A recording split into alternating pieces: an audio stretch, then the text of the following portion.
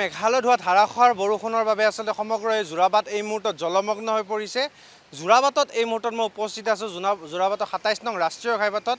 ২৭ নং ৰাষ্ট্ৰীয় ঘাইপথত এই মুহূৰ্তত যোৰাবাট অঞ্চলত কিনকিনীয়া বৰষুণ দিছে যদিও সমগ্ৰ যোৰাবাটৰ ২৭ নং ৰাষ্ট্ৰীয় ঘাইপথ জলমগ্ন হৈ পৰিছে আৰু উজনি নামনি যাতায়াত ব্যৱস্থা এক প্ৰকাৰ স্তব্ধ হৈ গৈছে। এই মুহূৰ্তত মই যোৰাবাটৰ পৰা পৰিৱেশ দেখুৱাইছোঁ।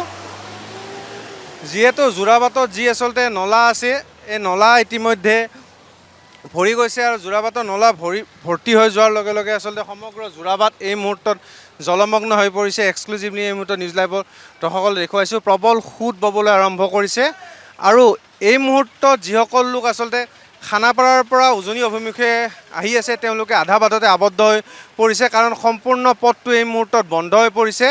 এই মুহূৰ্তত মনফৰ্ড স্কুলৰ সন্মুখত ৮ মাইলৰ মনফৰ্ড স্কুলৰ সন্মুখত সম্পূৰ্ণ ৰাজপথৰ ওপৰে পানী বাগৰিছে, যাৰ বাবে আচলতে সম্পূৰ্ণ ২৭ নং ৰাষ্ট্ৰীয় ঘাইপথ এই মুহূৰ্তত বন্ধ হৈ পৰিছে। আমি পৰিৱেশ দেখুৱাবলৈ এই মুহূৰ্তত যত্ন কৰিছোঁ। যোৰাবাটৰ পৰা আমি দৃশ্য দেখুৱাইছোঁ।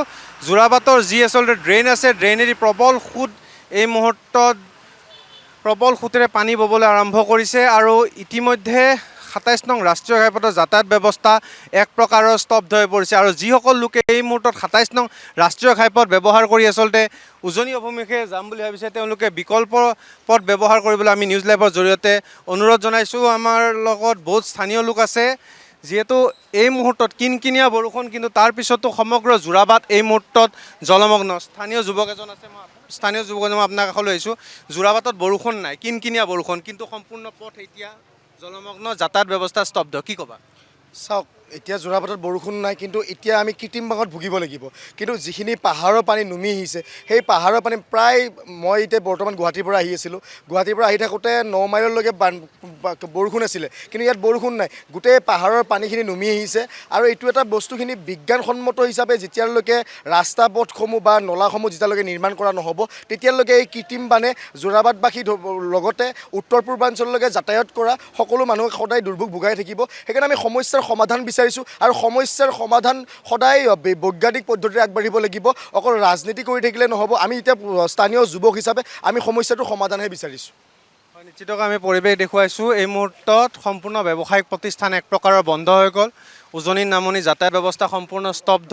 কোনো লোক এই পথেৰে অহা যোৱা কৰিব পৰা এক পৰিৱেশ নাই। ২৭ নং ৰাষ্ট্ৰীয় ঘাইপথ এক প্ৰকাৰৰ সম্পূৰ্ণ স্তব্ধ আৰু ইতিমধ্যে আমি উল্লেখ কৰিছোঁ যে ৮ মাইল ৯ মাইল বিভিন্ন স্থানত ভয়ংকৰভাৱে কৃত্ৰিম বানপানী হৈছে, যাৰ বাবে আচলতে সম্পূৰ্ণ পথ এক প্ৰকাৰৰ বন্ধ হৈ পৰিছে। ২৭ নং ৰাষ্ট্ৰীয় ঘাইপথ স্তব্ধ হৈ পৰিছে আৰু আমি আনফালৰ দৃশ্য দেখুৱাইছোঁ।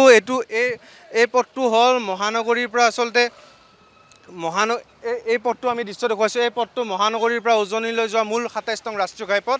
এই পথত এতিয়া জনশূন্য হৈ পৰিছে, এখনো গাড়ী নাই, কাৰণ ৮ মাইল ৯ মাইলত সম্পূৰ্ণ জলমগ্ন আৰু সম্পূৰ্ণ যিসমূহ পথেৰে অহা যোৱা কৰা লোকসকল এক প্ৰকাৰৰ পণবন্দী হৈ পৰিছে। এই স্থানত কৃত্ৰিম বানৰ কাৰণে আচলতে জীয়াতু ভুগিবলগীয়া হৈছে, কাৰণ মেঘালয়ত অবৈধ পাহাৰ খননৰ বাবে আচলতে জীয়াতু ভুগিবলগীয়া হৈছে সৰ্বসাধাৰণ যাত্ৰীসকল। কেমেৰা পাৰ্চন ধ্ৰুৱৰ সৈতে মই ৰঞ্জু তালুকদাৰ, নিউজ লাইভ, যোৰাবাট।